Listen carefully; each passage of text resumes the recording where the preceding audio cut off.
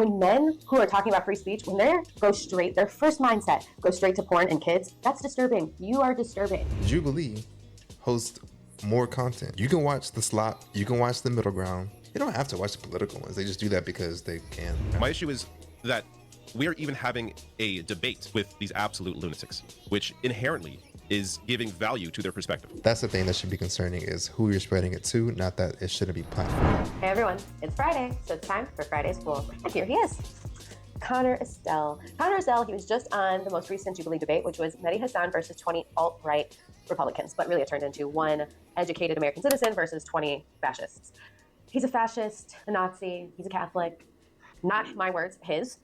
He also believes in an autocracy. You know what? I'm gonna let him tell you himself. Here you go. It's a pleasure to meet you, sir. Mandy, lovely to meet you. So I would say that with Trump being anti-constitution, I don't really care, to be quite frankly. Okay. Because in regards... Quite frankly. And quite frankly, the fact is, we're defending things in this country that shouldn't be defended. The First Amendment should not defend pornography and making children and women be victimized. When men who are talking about free speech, when they go straight, their first mindset goes straight to porn and kids, that's disturbing. You are disturbing. That's not where anyone's brain should immediately... Well, the only saying that's because like there's something that you can't go against, like, oh, you can't go against like harming children, so they just use that as like, oh, of course you're gonna have to agree with him. If you don't, oh, you're weird, you know. So they just say that. They're trying to use it just to gain like infinite like popularity, right? This is the most unhinged person. Well, actually, not even really. It's like top 3. Even if he's outright said it, I don't even think that's the most unhinged person, which is actually telling. You have to rename the show because you're a little bit more than a far-right Republican. Hey, what can I say? I think you say I'm a fascist. Yeah, I am. He looks like he's trying to laugh away the gay. Yeah, there was Say I'm a fascist. Yeah, I am. yeah, a lot of them clapping. He was looking too. Like maybe they I don't know if they agree or they're just gonna be like, oh, it was cool. I don't know. I think a lot of them probably did agree. He looks like he's trying to laugh away the gay. That's that nervous I'm not gay laugh. Now, here is where it gets funny, okay? Because Connor has recently been let go from his job. He says for his political beliefs, which is the world that he wants to live in, right? An autocracy, fascism. He wants blasphemy to be outlawed, but who's to say it was blasphemous? So you're getting exactly the world you want to be in. And now he's also put up a GoFundMe. It's not GoFundMe, it's Go something something. Of course they don't use their real names. It's a pseudonym or it's anonymous because they're pussies, because they know they're wrong. And the comments they're leaving are wild. I'm going to read some to you. I'm going to show them to you. They're crazy. They're crazy. They're crazy. All right, let's go. That's glasses. This is cancel culture and political discrimination on full display. I just went on the Rift TV where I shared my story of what happened. Then he leaves a link as to where you can watch it. Get effed. I will be guesting on a podcast tomorrow. The Rift TV? Hold on, wait. I actually got to see that. They post a lot. Oh, what was his post? Oh, that's him. Oh my God, this is a mess. There's so much. Well, we get it. It's the Rift. We get it. Oh my God, you don't need the repeated banner. I forgot what it's called, but like, you don't need that. Oh my God. Well, he's okay. So he appeared on there. I necessarily think Massey's doing that, but yeah, I just don't. I don't even know where he spoke. But like, when is his? Love him. Like he's one of the most popular, I'd say, figures in the Republican Party today. And I think that kind of touches on a larger problem that Matt actually explained very well there, where, you know, if I elect someone, I want them to represent my interest, not the party's interest, right? And because we have a two-party system in America, you know, this is the one thing that Europe kind of gets a little bit better than us. They have multiple parties, so if one party's not representing you, you can always shift to another. Whereas this is probably the one we actually appeared on. But what is the? Oh, it's right here. Okay, this is where they reacted to it. I saw that, man. I was confused. I was like, I think that guy's, is he trying to get fired? Because I know today that almost every job, every sector has been inundated with this DEI bullshit. And they allow you to believe anything you want except for things that are stringently right-wing, Christian, or heterosexual, you know, orthodoxy. And you are in some serious trouble in your personal life over this, am I right? That is correct. What happened? Well, unfortunately, I lost my job as a result, and no one really is to blame for that. It's just the culture that kind of exists currently surrounding the manner in which you're canceled for voicing exactly what you said, any heterosexual, Christian sort of moral belief that goes beyond sort of the secularism, the relativism that we're so used to. That's not what you got canceled for, by the way. All right. That's not what it was. That's what I set out to do with Mehdi. You know, he asked me, oh, well, you know, do you condemn the Holocaust? It's like, well, of course I condemn persecution of anyone, Jews included. I'm a Catholic. I don't believe in persecuting anyone. But you got fired from a legitimate job that provided well because of your political views that are not illegal. How does that make you feel? Frankly, kind of destroyed. I put a lot of... Admitting you're a Nazi is a good enough cause for you to get fired from probably any job, you know, right wing or not, DEI or not. I think it's just you're gonna get cooked no matter what. I don't know. I don't know what they don't understand. Frankly, let's just get to the heart of the lack of God in people's lives. And I say enough. enough at this point. I mean, Enough why is is it that we have to enough. live in a society where people are killing themselves, they're addicted to drugs, they are looking for all manner of filling the vacuum and the void that is going on in their lives, and I'm the evil one for calling that out. I just simply don't understand that. I find it You didn't. When did you call it out on any time of the show? You didn't call that out. Maybe it's what he maybe wanted to, but he didn't. So what are you talking about? Unless he says that on his own channel, I don't know. so abhorrent that anyone who is willing to care enough about other people and willing to lay down their life so that other people may have a better life is canceled from that. And I don't even I consider love myself a how part he of that, just but rather- spins it. Yeah, because he just cares for everybody. He just wants to see the right thing. He loves America. This I just want everyone to be right, happy, have jobs. That's why I got canceled. No, that's not why. Again, they don't even know. He didn't even know what just happened. They didn't even know, and they don't even know why it's wrong. And the people just like enabling it, especially like I don't know these. Yeah. so many markets. And the fact is that they try to ruin your life because you are right wing and they hate everything that's of order of God and of a sound mind. And so we have a Yeah, link true. that Yeah, said that's go. definitely why. We're like, have a stated goal. It may go up. Like, We'll see oh, what just happens the with way it, they but- twist everything is so evil and it's so dumb. It's like you're robbing somebody. It's like, oh, I was just taking, or like, I don't know, somebody left their phone. I don't know, and then you take it. You say you stole it. You're like, oh no, I was just trying to find the owner. Like, I'm just trying to be a good member of society and like find the owner, even though you technically did steal it. You're no intention of giving it back. But now that you got caught, you're like, oh, I got arrested. I got fined for stealing something, even though I was trying to be a good citizen. I don't want to leave it there because someone else could steal it. So I just wanted to pick it up and hold it for myself because I'm not a bad person. Like, really? That's what you're going to do? Like, you can twist any single situation and just like, oh, I'm trying to be good and help people. Like, of course, yeah. We all But are. it is every dollar counts. Anonymous There you giver, go. right? Oh, here's one who put his Free hand out. speech. Let's go. Michael We love free McInnes- speech. McInnes. Michael McInnes. Ooh, we're gonna look him up. This Well, would be like easy, Ceci, easy. All right, a fun little side project. easy. I mean, this is. Be careful, all right. I mean, these people want fascism. I mean, but they're speaking up. I'm just saying Anonymous they giver. don't Connor like Stone is right where he doxing. belongs, on his knees begging for a handout from sinners, blasphemers, and predators who support MAGA and Epstein. He's like a damaged wild animal that cannot function. He's young, so he will have to choose. Spend his life cozying up with creepy Christians who support racism and pedophilia, or will he see the error of his ways? I bet he'll panic and delete this. Okay, there's one. Wait, but you donated to him, but said the message. Okay. And in the interview he did, and on his GoFundMe, whatever page, doesn't even say what his last job was. Okay, did he even have a job other than being Nick Fuentes' fluffer? Now, I think if we've learned any lesson from this fool's mistakes, it's that you should stop So wishing. I'm like, I mean, he wouldn't tell his job. I mean, if I got, fired, like I wouldn't say my job, right? I don't really lie. He probably did lose his job. He probably did. He probably had like a decent paying job wherever he lived.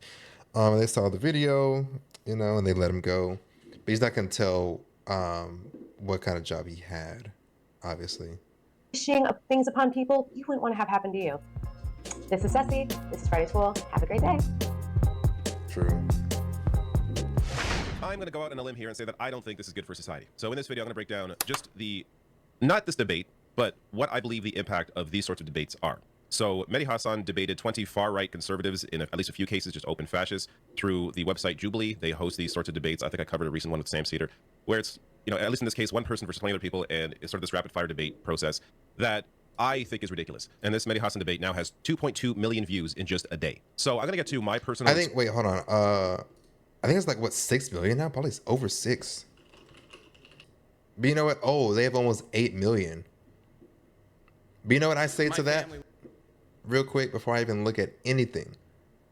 Jubilee hosts more content. You can watch the slop. You can watch the middle ground. You can watch the red flag, test your radar, spectrum. You don't have to watch the political ones. They just do that because they can. So yeah, I guess if you don't like it, don't support it. But I mean, you can't really get past it because I mean, those do the best. The Surrounded is their best formula. They got that down. Everything else is like the middle ground is like this probably the second best in terms of like views and like kind of what gets put out more. But in like the best production and everything, they get the most popular guest. So it's like they're gonna put all their ideas into this, and the format is definitely fine, but it could use some tweaking probably. And why I turned down a debate last year, as well as why I don't think this is good. Despite the fact that Mehdi Hasan did a fantastic job from what I saw. I didn't watch the whole thing because I'm not going to subject myself to that. But from what I saw, he did fantastic. From what I heard, Mehdi Hasan might honestly be the best debater in the world. So I have no doubt that he did well in this. I wouldn't say so. He's good at doing the UK style of debating where it's like you press them, you don't let them ramble. So I guess he could be the best debater, but like, I this won't say quote-unquote he debate. might maybe But that up isn't there, my maybe issue. top 10. Yeah. My issue is that we're even having a debate with these absolute lunatics, which inherently is giving value to their perspective. If you watch this and you're like, wow, Mehdi Hasan did a great job, he really killed their arguments, you are someone who's more informed, you're aware, you have human decency and maybe a little more awareness of reality than True. some people do. Because the actual impact of something like this is not a positive. We are platforming absolute lunatics, making it appear that these are even positions, perspectives worth engaging when they simply are not. Now, I understand, of course, a debate like this, the point isn't to change the mind of the person you're sitting across from. That's clearly not going to happen, considering they're being paid to give that insane perspective. But even people watching at home, unless you're aware of reality and you understand what you're watching, it is not helpful. This gets to the media aspect of this. So, Itan, If you're unaware about something, I guess it's up to the viewer to decide, right? Like, you're given both sides, and if you choose whatever side you go to, that's probably what you're gonna agree with anyway. Maybe if you're undecided, or like maybe if one argument feels better for you, you would probably go to that side. But I mean, I don't know how long or how far you would actually go with it, but I guess maybe it does, and like spark those ideas that maybe they didn't know that they can probably use. So I guess, yeah, that's a bad thing. But for someone who doesn't know and they hear both sides, they would probably just go to like what side sounds good to them. So it gets up to the viewers to decide in the end. I'm not going to debate human rights. I don't think it makes sense to debate human rights. I don't think it makes sense to engage fascists on their level when their argument is, I don't believe in human rights. So as great as a debater as, whoever it is, Mehdi Hasan, as great as he is, the actual impact of what he did, or I should say what Jubilee did, I think is in the negative. Because people like me, could watch that debate and think, oh, Mehdi Hasan did a great job, he killed their debates. That doesn't mean the average person who doesn't know anything comes away with that perspective. A lot of people will come away thinking that the other side of that debate, the fascists, have a point, or they're even worth engaging with at all, when they simply are not. We have seen the examples of climate change, trans rights, I'm sure there are many others, where there has been sunlight given to absolute insane positions, and has led to a place where we are worse off because of it.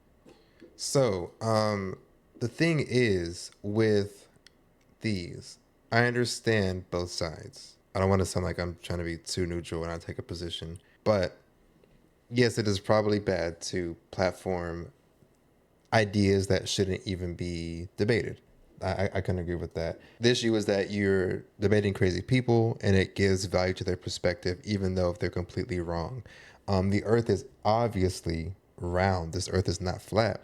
But let's say I'm speaking to somebody who is a flat earther, I'm giving them a platform to speak about it and just like debating nonsense.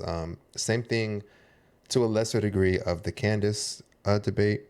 I'm talking to this guy in my comments. He's talking about, oh, Candace wasn't wrong. Tell me what she was wrong. I was like, oh, well, because all her stuff was her opinion. She can't lose because you can't debate some of her stuff, really, because it would just be like, oh, I say this is my thing, blah, blah, blah. I think. I was like, oh, yeah, because, it's not fact. But he's like, oh, no, she's right. So I don't know. I mean, to a lesser degree, there's always going to be somebody who agrees, but like you're giving that a platform when they probably shouldn't be talked to. And it's like, there's never going to be any change. Actually, I'm wondering, what are the, I don't know, what's the percentage of like that a debate changed someone's mind?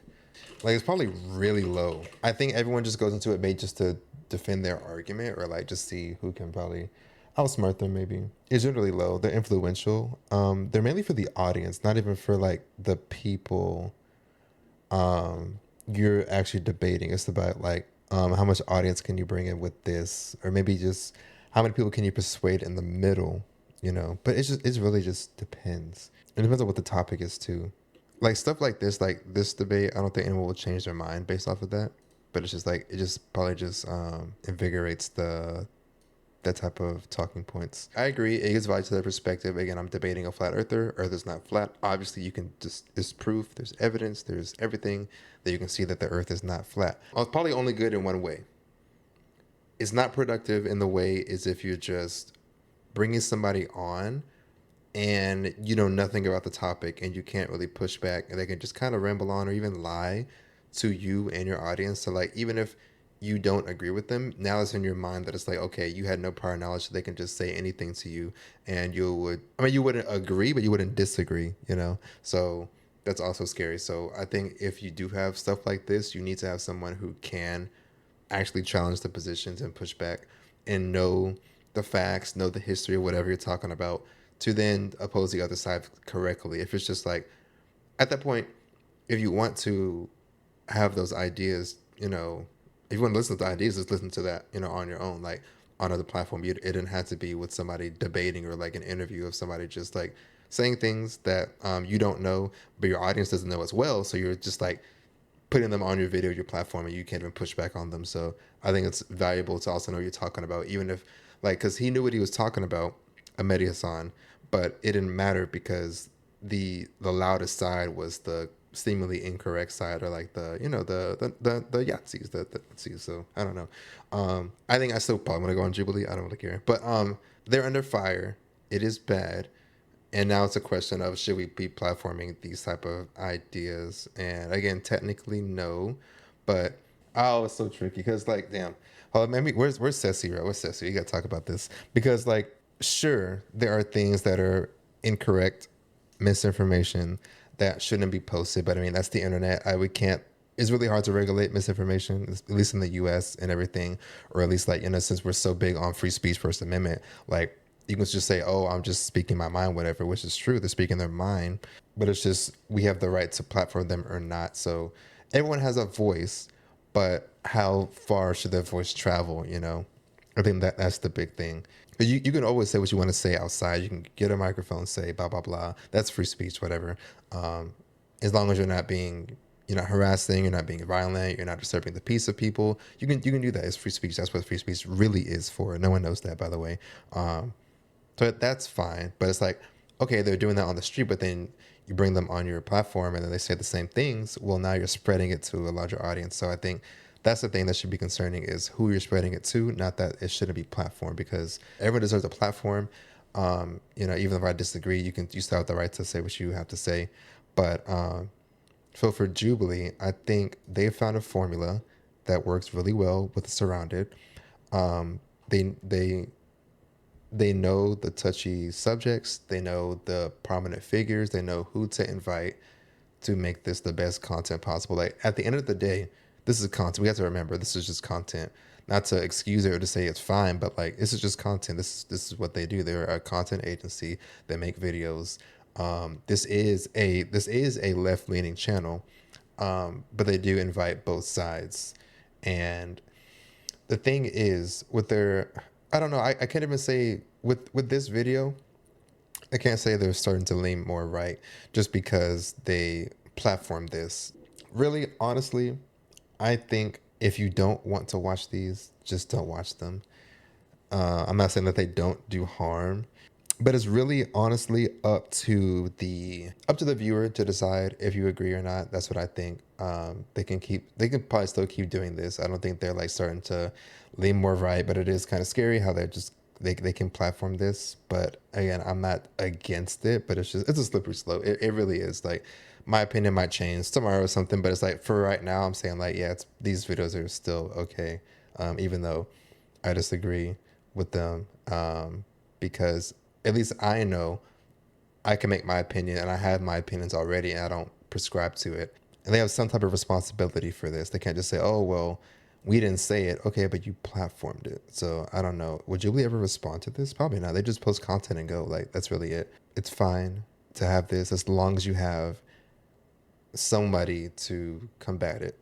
But there are certain things that maybe shouldn't be platformed and stuff like this. But I can dive into that a little deeper later. Maybe I'll have a panel or something about like who should be platformed, free speech, all that stuff. Yeah, maybe I'll do that. Okay.